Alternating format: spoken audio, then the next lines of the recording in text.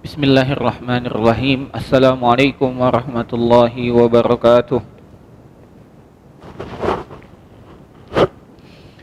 Alhamdulillahi rabbil alamin. Assalatu wassalamu ala nabiyyina Muhammad wa ala alihi wa sahbihi ajmain. Allahumma inna nas'aluka ilman nafi'an wa rizqan tayyiban wa amalan mutaqabbala. Allahumma arinal haqqa haqqa warzuqna ittiba'ah wa arinal batila batila warzuqna ijtinabah. Alhamdulillah, kaum muslimin wal muslimat rahimani wa rahimakumullah. Kita panjatkan puja dan puji syukur kepada Allah Subhanahu wa taala atas limpahan nikmat yang Allah Subhanahu wa taala telah berikan kepada kita. Salawat dan salam marilah kita terus panjatkan kepada Nabi kita, Nabi Muhammad sallallahu alaihi wasallam. Hari ini insyaallah kita akan lanjutkan pada majelis yang ke-24. Majelis yang ke-24 yaitu tentang sifat-sifat penghuni surga yang Allah Subhanahu wa taala sediakan surga untuk mereka. Sifat-sifat penghuni surga. Kemarin kita telah bahas sifat-sifat dari surga tersebut. Bahwasannya surga tersebut penuh dengan buah-buahan, ya, kebun-kebun yang penuh dengan buah-buahan. Yang mana di dalam surga itu mengalir sungai-sungai. Ada sungai dari air yang tidak asin, ada sungai yang mengalir dari susu, ada sungai yang mengalir dari khamar yang tidak memabukkan, ada sungai dari madu murni, ya. Demikian juga Allah Subhanahu wa taala berikan rezeki yang sempurna di surga. Istri-istri yang suci, bidadari-bidadari yang cantik jelita, ya, penuh dengan naungan, tidak pernah merasakan terik matahari, namun tidak juga merasakan kedinginan. Gelas-gelas yang dibagikan di surga itu terbuat dari perak, ya, yang begitu mengesankan seperti kristal. Mereka juga diberi minum dengan minuman zamjabil, campuran dari jahe dari mata air yang namanya salsabila. Demikian juga Allah Subhanahu wa taala berikan kenikmatan dan kerajaan yang mana pintu surganya saja itu jaraknya antar daun pintu selama 40 tahun perjalanan, ya. 40 tahun perjalanan. Di hadis yang lain dikatakan bahwasanya ada pohon di surga yang mana naungannya itu tidak habis, ya, selama 70 tahun perjalanan.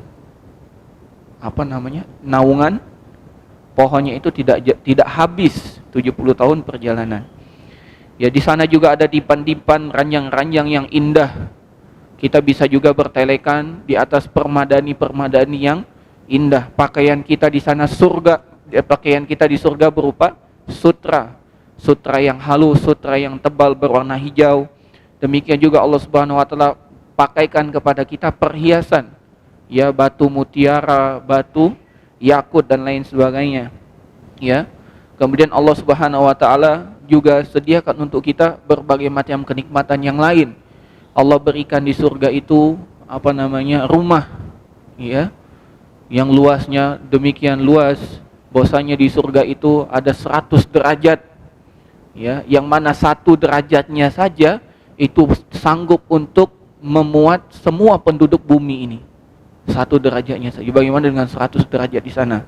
Yang mana Rasulullah SAW sampaikan cerita orang yang terakhir masuk surga diberikan 7 kali kenikmatan dunia ini, dan dia katakan dia adalah orang yang paling tinggi kenikmatan, padahal dia adalah orang yang terakhir mendapatkan kenikmatan tersebut. Surga demikian indah untuk kita ceritakan dan harusnya menjadi, ya, batu cambukan untuk kita, ya, agar kita betul-betul berkorban. Dan Allah Subhanahu wa taala menyediakan nikmat terakhir yang paling tinggi di atas kenikmatan yang ada di surga adalah nikmat untuk memandang wajah Allah Subhanahu wa taala. Semoga Allah Subhanahu wa taala mengizinkan kita termasuk kepada hamba-hambanya yang dapat menikmati memandang wajah Allah Subhanahu wa ta'ala di surga kelak.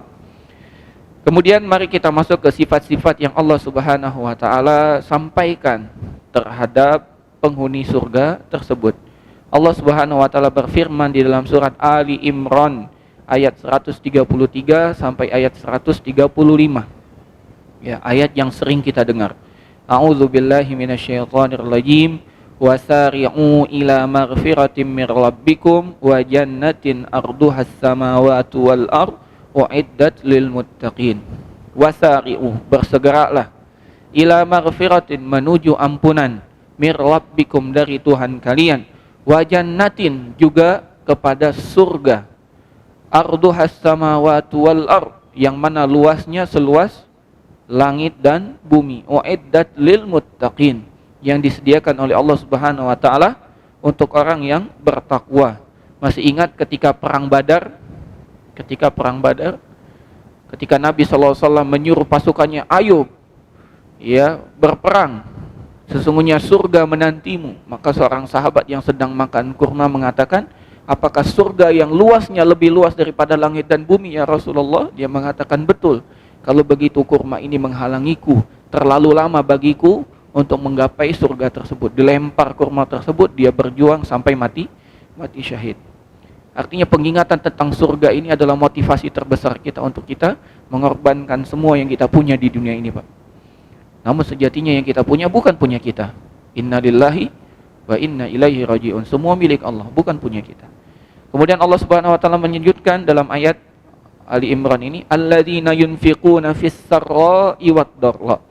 Orang-orang yang akan mendapatkan ampunan dan surga Allah itu bagaimana sifatnya? Alladzina yunfiquna fis sarra'i wad dharra, yaitu orang-orang yang berinfak ya, di kala lapang maupun di kala sempit. Di kala lapang maupun di kala sempit ya. Wal kadhiminal ghaidha, dan orang yang mampu menahan amarahnya. Wal afina anin, dan orang yang memaafkan kepada manusia. Wallahu yuhibbul muhsinin, dan Allah mencintai orang yang berbuat baik. Kemudian apalagi sifatnya? Walladzina idza fa'alu fahishatan, yang mana orang-orang tersebut apabila dia melakukan fahisyah, ya sebuah dosa besar, au zalamu anfusahum, atau mereka menzalimi diri mereka sendiri, baik dosa besar ataupun dosa kecil, zakarullah, mereka langsung mengingat Allah Subhanahu wa taala, fastaghfaru lidzunubihim, maka mereka langsung meminta ampun kepada Allah atas dosa-dosa mereka. Wa may yaghfirudz dzunuba illallah, siapa lagi yang dapat mengampuni dosa kecuali Allah Subhanahu wa taala. Walam yusirru ala ma fa'alu, dan mereka tidak terus-terusan di atas dosa tersebut, wahum ya'lamun, sedangkan mereka mengetahui. Dalam ayat yang mulia yang agung ini Allah Subhanahu wa taala berikan 6 sifat bagi penghuni surga. 6 sifat. Yang pertama adalah al-muttaqin. Al-muttaqin, orang yang bertakwa. Apa itu makna orang yang bertakwa? Adalah orang yang mengambil antara dirinya dengan azab Allah tameng. Adalah orang yang menjadikan antara dirinya dengan azab Allah dengan neraka tameng. Ya, makanya Nabi SAW mengatakan, ittaqun nar walau bisyikki tamratin. Ya, ambillah, ya bertakwalah kepada Allah walaupun dengan bersedekah sebutir kurma. Artinya bertakwa menjadikan tameng, ya menjadikan tameng antara dirinya dengan azab Allah Subhanahu wa taala. Dengan apa caranya? Dengan melaksanakan semua perintah-perintah Allah, mengharapkan pahala dari Allah, dan meninggalkan semua larangan-larangannya dengan penuh ketaatan dan penuh rasa takut dari azab Allah Subhanahu wa taala. Inilah orang yang bertakwa. Dan kita tidak akan mencapai derajat takwa kecuali kita dengan ilmu, ilmu. Karena kalau kita tidak berilmu, maka takwa kita pasti tidak benar. Kenapa? Karena bisa jadi kita melakukannya salah, ya. Yang kedua, sifat orang yang akan masuk surga yang kedua itu apa? Alladzina yunfikuna fis sarra'i wad dharra, yaitu orang-orang yang menginfakkan hartanya baik secara dalam kondisi dia lapang ataupun kondisi sempit. Yang dimaksud menginfakkan di sini adalah segala macam. Mulai dari zakat, mulai dari sedekah, mulai dari nafkah, mulai dari berjihad dan jalan-jalan kebaikan yang lainnya. Kata Nabi SAW, innamad dunya li arba'ati nafarin, sesungguhnya dunia ini untuk 4 kelompok manusia. Kelompok yang pertama adalah hamba yang dikasih ilmu dan dikasih harta. Dengan ilmunya dia membelanjakan hartanya di jalan kebaikan. Tidak ada satupun jalan kebaikan kecuali hartanya ada, Pak. Ini yang dimaksud dengan alladzina yunfiqun, yaitu orang yang berinfak. Semua jalan kebaikan dia ikut di sana. Fisarro dalam kondisi lapang. Dan ini tantangan. Tidak semua orang yang lapang itu berani berinfak. Biasanya makin kaya makin miskin, makin kaya makin kurang. Ini kesempatan, ini kesempatan, ini kesempatan. Mengambil dia. Maka ujian bagi orang yang punya kelapangan, bersedekahlah, berinfaklah. Karena harta itu bukan harta antum, bukan harta kita. Harta itu harta Allah yang Allah titipkan. Ya. Dan juga saat sempit. Ketika saat sempit, mereka juga tidak khawatir untuk berinfak. Tidak takut kekurangan dari kebutuhannya. Mereka tetap berinfak. Maka ketika kita membaca firman Allah di dalam surat At-Taubah, kita harusnya menangis. Karena para sahabat menangis tidak bisa berinfak karena mereka tidak memiliki yang bisa mereka infakkan. Adapun kita, mungkin kita tidak berinfak karena rasa pelit.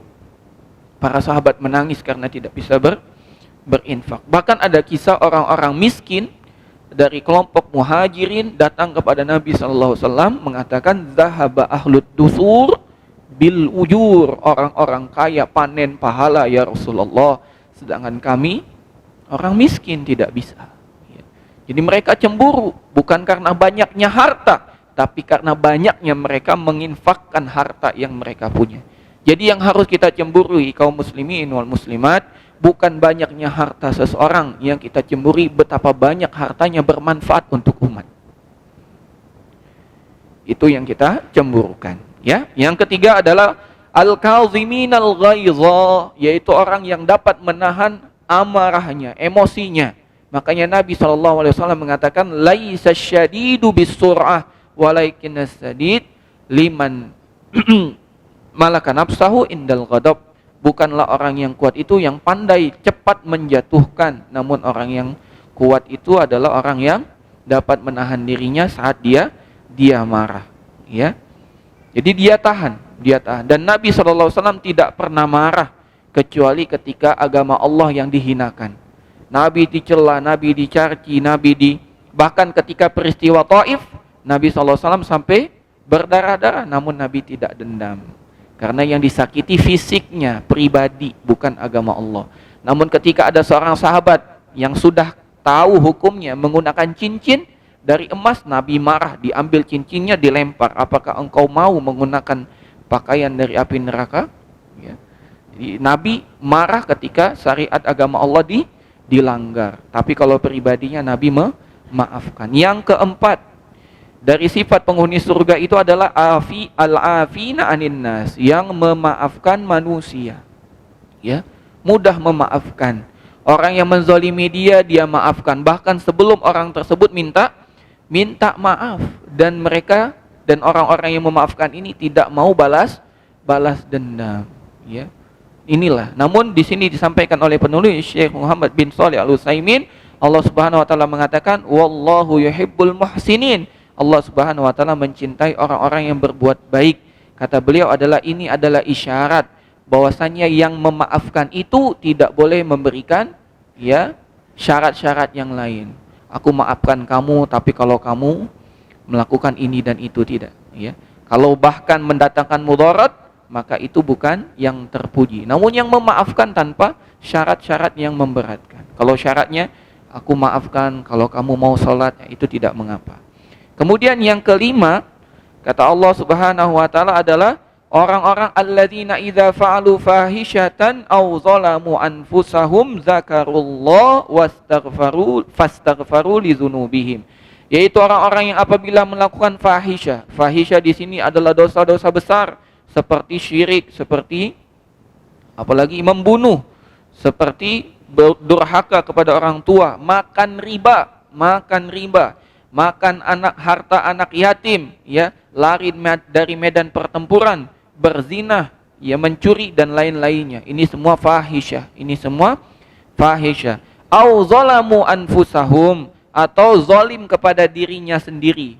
Kalau zalim kepada dirinya sendiri termasuk dosa-dosa kecil, bukan hanya dosa besar. Dan tidaklah ketika kita melakukan dosa dan maksiat kita sedang menzalimi diri kita sendiri. Kita sedang tidak menzalimi Allah. Allah tidak akan terzalimi dengan kita. Kita yang menzalimi diri kita sendiri. Makanya Nabi SAW mengatakan az-zulmu zulumatun yaumal qiyamah. Kezoliman itu adalah kegelapan di hari kiamat. Makin banyak kita zolim kepada diri sendiri, zolim kepada orang lain, maka kegelapan kita makin kelam di akhirat kelak. Na'udzubillahi min dzalik. Kemudian Allah Subhanahu wa taala mengatakan fastaghfaru lidzunub wa dzakarullah. Mereka mengingat Allah. Apa yang dimaksud dengan mengingat Allah? Mereka tahu yang mereka maksiati adalah Allah Subhanahu wa taala. Zat yang maha suci, zat yang memberikan mereka rezeki, zat yang menghidupkan mereka. Jadi jangan pandang kepada kecilnya dosa, namun pandanglah kepada siapa yang kita maksiati. Jangan pandang kepada kecilnya dosa, namun lihat kepada Allah, zat yang maha agung yang kita maksiati. Maka mari kita maknai makna azan, makna takbir yang kita lakukan setiap hari. Allahu Akbar, Allah maha besar. Kalau kita tahu Allah maha besar, kenapa kita berani untuk bermaksiat? Kalau kita tahu Allah maha besar, kenapa kita tidak semangat untuk meraih pahala darinya? Kemudian ketika mereka ingat fastaghfaru, maka mereka langsung beristighfar lidzunubihim, kepada atau terhadap dosa-dosa mereka, dan mereka meminta ditutup dosa-dosanya, diampuni oleh Allah Subhanahu wa taala, dan jangan sampai tertimpa akibat berupa azab dari Allah Subhanahu wa taala. Ya, dan penting orang yang melakukan dosa maksiat itu harus menyesal. Kata Nabi sallallahu alaihi wasallam, an-nadamatut taubah. Penyesalan itu adalah taubat. Maka wajib kita menyesal. Dahulu para salaf kalau melakukan amal soleh, mereka melupakan amal soleh tersebut, tidak diingat-ingat, dan mereka selalu merasa kurang. Namun masalah dosa dan maksiat mereka selalu ingat. Tujuannya apa? Jangan sampai melakukan dosa itu lagi. Kalau amal, lupakan, seakan-akan kita belum pernah beramal, maka kita terus menggebu-gebu untuk beramal soleh. Namun kalau dosa jangan pernah dilupakan, diingat terus.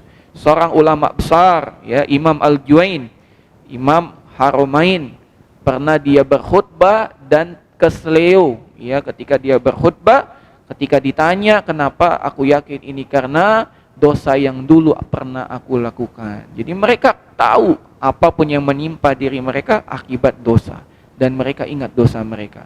Kenapa para salaf dahulu tahu dosa-dosanya, Pak? Karena mereka terus menjaga diri dari perbuatan dosa. Kalau kita sekarang bingung dosa yang mana ya? Yang itu, yang ini, apa yang mana gitu.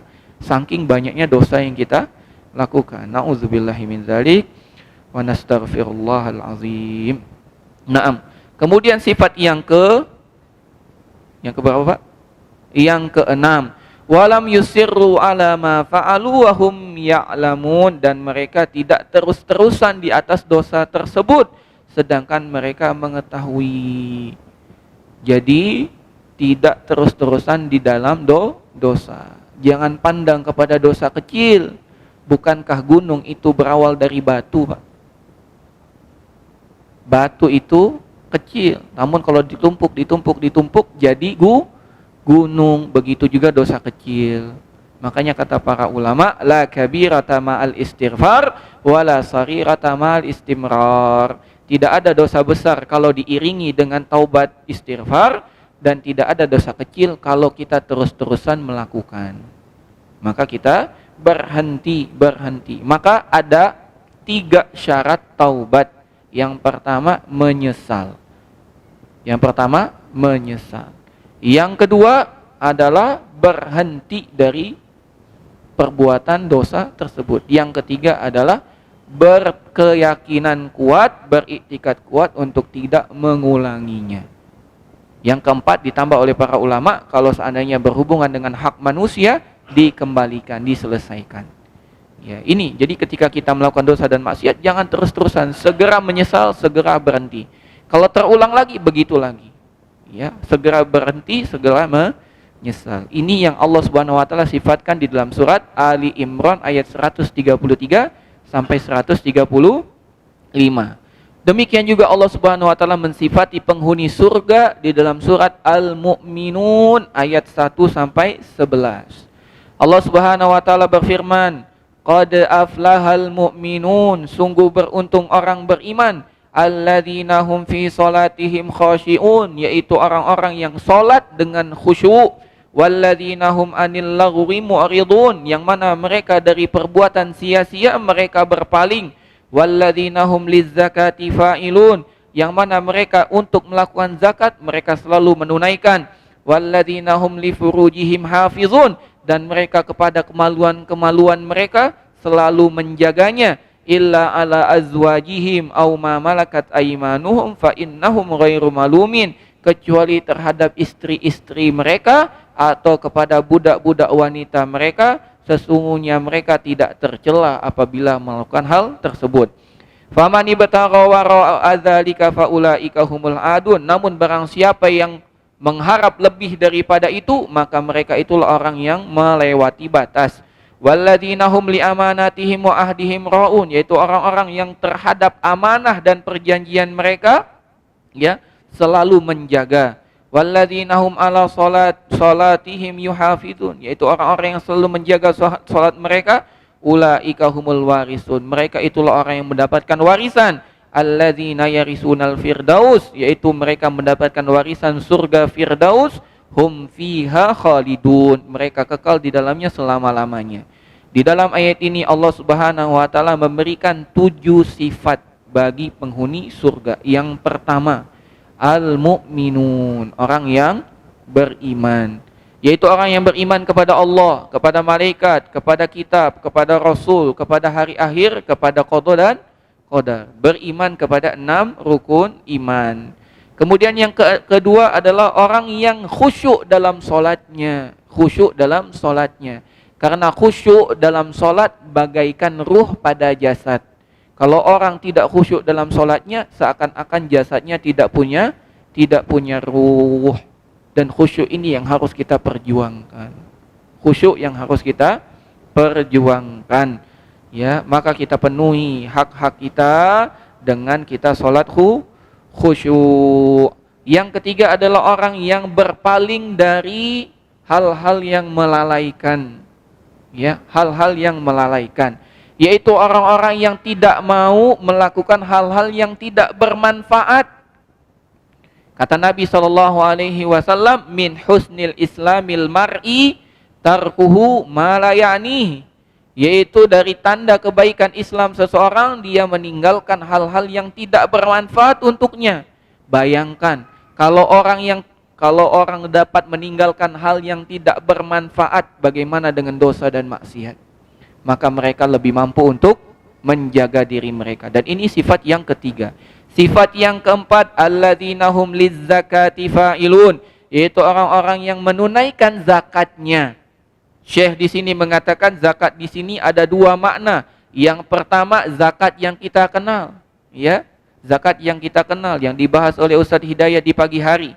Yang kedua adalah zakat adalah semua hal yang dapat mensucikan dirinya, baik ucapan maupun perbuatan. Karena makna zakat adalah suci. Ya, maka kata Syekh ada 2 makna zakat yang kita kenal. Yang kedua adalah zakat mensucikan dari segala hal yang dapat membersihkan, mengotori hati kita, baik perbuatan ataupun ucapan. Yang kelima adalah orang-orang yang selalu menjaga kemaluan mereka. Menjaga kemaluan mereka, kecuali kepada istri-istri mereka atau budak-budak mereka. Kalau itu mereka tidak tercela.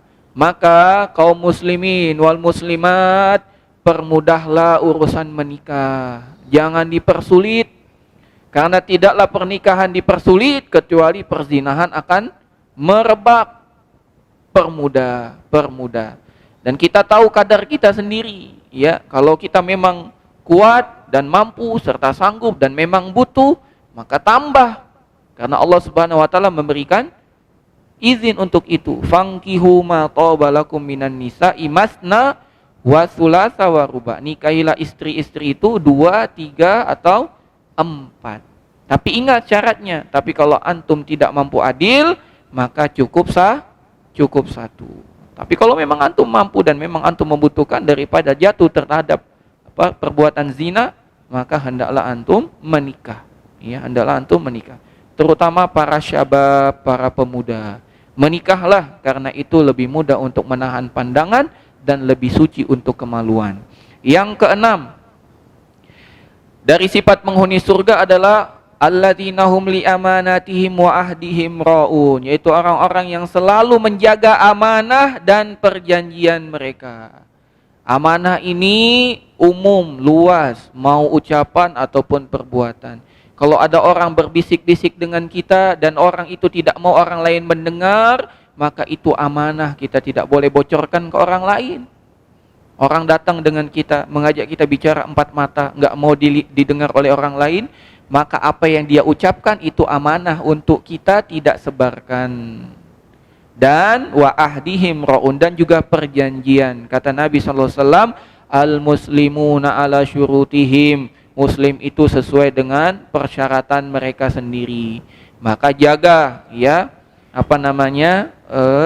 akad-akad yang telah kita lakukan. Yang ketujuh dan yang terakhir dalam ayat ini adalah alladzina hum ala salatihim yuhafizun, yaitu orang-orang yang menjaga salat mereka, menjaga waktunya, menjaga rukunnya, menjaga wajibnya, menjaga sunnahnya, menjaga kesempurnaannya, serta menjaga kekhusyuannya. Ini menjaga salat.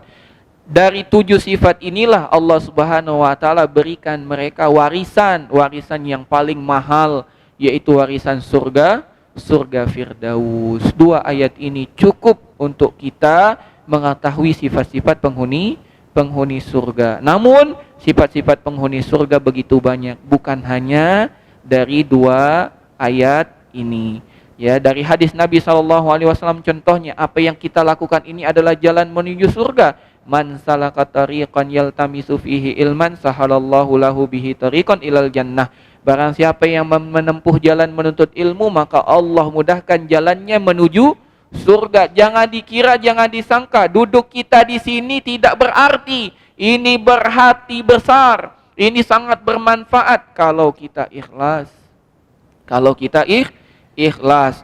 Demikian juga jalannya kita dari rumah menuju masjid untuk salat, itu juga jalan kita menuju surga. Demikian juga kita menyempurnakan wudhu walaupun di saat dingin, itu juga jalan kita menuju surga. Begitu juga senyum kita di atas saudara kita dengan wajah yang gembira, itu juga jalan menuju surga. Kita mengangkat beban orang ke atas motornya atau ke atas kendaraannya, itu juga jalan menuju surga. Ucapan yang baik, melarang dari perbuatan yang jahat, itu juga jalan menuju surga. Kita melaksanakan sholat, zakat, puasa, haji, itu semua jalan menuju surga. Jalan menuju surga begitu banyak. Dan kita di bulan Ramadan, kita sedang melakukan semua hal yang dapat mengantarkan kita menuju surga. Puasa, bahkan puasa disediakan surga khusus, pintu rayyan. Semoga Allah Subhanahu wa taala mudahkan kita untuk mengamalkan hal-hal yang dapat kita memasukkan ke dalam surga Allah Subhanahu wa taala. Kalau bukan karena pertolongan Allah, kita tidak mampu melakukannya. Maka kita memohon, Allahumma a'inna ala dzikrika wa syukrika wa husni ibadatika, dan semoga Allah terima amal-amal soleh kita yang sedikit ini, ya. Amal soleh kita seberapa banyaknya tetap dinilai sedikit dibandingkan nikmat yang Allah berikan kepada kita. Allahumma taqabbal minna innaka antas samiul alim wa tub alaina innaka antat tawwabur rahim. Aqulu ma tasma'un wa astaghfirullah li wa lakum. Subhanakallahumma wa bihamdika astaghfiruka wa atubu ilaik. Assalamualaikum warahmatullahi wabarakatuh.